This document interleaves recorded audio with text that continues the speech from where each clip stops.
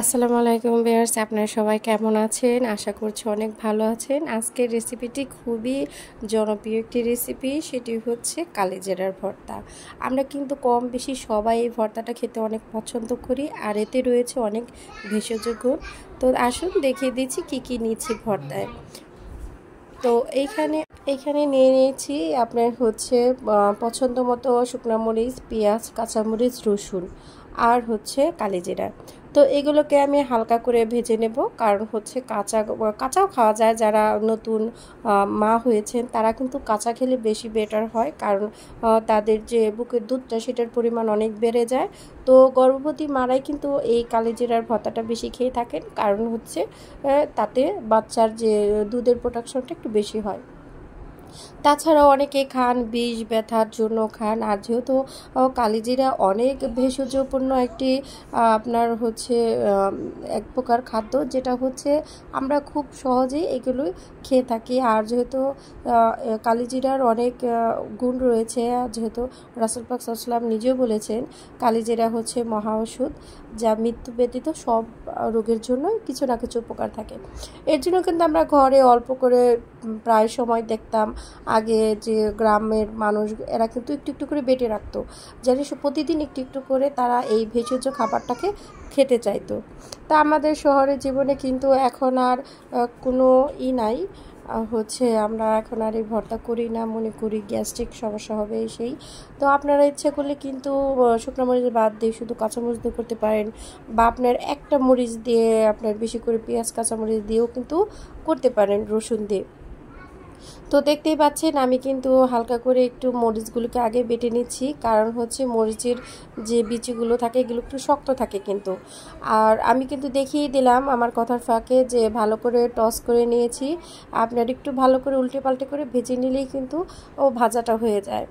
তো এইভাবে করে আমি কিন্তু আমার যে শুকনো মরিচগুলো সেগুলো কিন্তু হালকা করে আমি ভেজে নিয়েছিলাম, সেগুলোই এখন একটু হালকা করে আলাদা করে বেটে নিলাম। তারপরে দিয়ে দিচ্ছি পেঁয়াজ, কাঁচামরিচ আর হচ্ছে রসুন। তো এগুলো সবগুলোই ভেজে নিয়েছি, কারণ হচ্ছে কাঁচা দিলে একটু গন্ধ লাগে কাঁচার, এর জন্য আমি সব ভেজে দিয়েছি। তো এখানে আমি ভালো করে পাটায় বেটে মিশিয়ে নিচ্ছি। এটা কিন্তু ব্লেন্ডারে করলে খুব একটা ভালো লাগে না, যেহেতু ব্লেন্ডারে পানি ছাড়া কিন্তু খুব একটা সুন্দর করে মিহিন হয় না। তো ভালো করে মিহিন করে নিতে চেষ্টা করবেন পাটায় বেটে। তো এখন আমরা যেহেতু আমাদের দেশে পাটার যে চলটা আছে এখনও আমরা এটাতেই করব। আর এইভাবে ভালো করে একটু মিহিন করে নেবেন, যেহেতু ভর্তা একটু ভালো করে মিহিন না হলে কিন্তু খেতে ভালো লাগে না। তো এখন আমি দেখেন একটুখানি আপনার ধনিয়া পাতা দিয়ে দিচ্ছি। আপনাদের যদি ভালো না লাগে তাহলে না দিতে পারেন, আমি কিন্তু একটুখানি ধনিয়া পাতা দিয়ে দিচ্ছি সাথে। তো এইভাবে খুব সুন্দর করে কিন্তু বাসায় তৈরি করতে পারেন, খুবই মজাদার ভর্তা এটি। আর এটি কিন্তু আমাদের শরীরের, আমি প্রথমেও বলেছি, আমাদের শরীরে অনেক উপকার করে। আর আপনার সব কিছুর মধ্যেই কিন্তু ভালো খারাপ সবই আছে, কিন্তু আমরা চেষ্টা করব ভালোটাকে বেছে নেওয়ার জন্য। আর যারা ভর্তা পছন্দ করেন তারা তো অনেক পছন্দ করেন, আমি নিজেও অনেক পছন্দ করি এই কালিজিরার ভর্তাটা।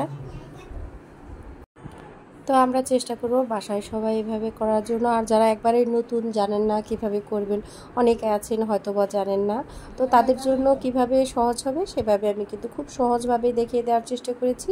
আমি স্টেপ বাই স্টেপ কিভাবে করলে আপনারা খুব তাড়াতাড়ি করে ভর্তাটা করতে পারবেন সেটা। এটা কিন্তু আপনার গরম ভাতের সাথে ভালো লাগে, খুদ যে থাকে বা বউ ভাত বলে তার সাথে ভালো লাগে।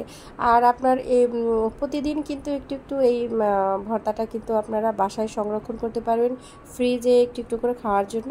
তো এইভাবে একটি এয়ারটাইট যে বক্সগুলো থাকে ওগুলোর মধ্যে কিন্তু রেখে দিলেই আপনি খুব সহজেই অনেক দিন সংরক্ষণ করতে পারবেন। যেহেতু আমরা পেঁয়াজও ভেজে দিয়েছি, এর জন্য গন্ধ হওয়ার কোনো চিন্তা নেই।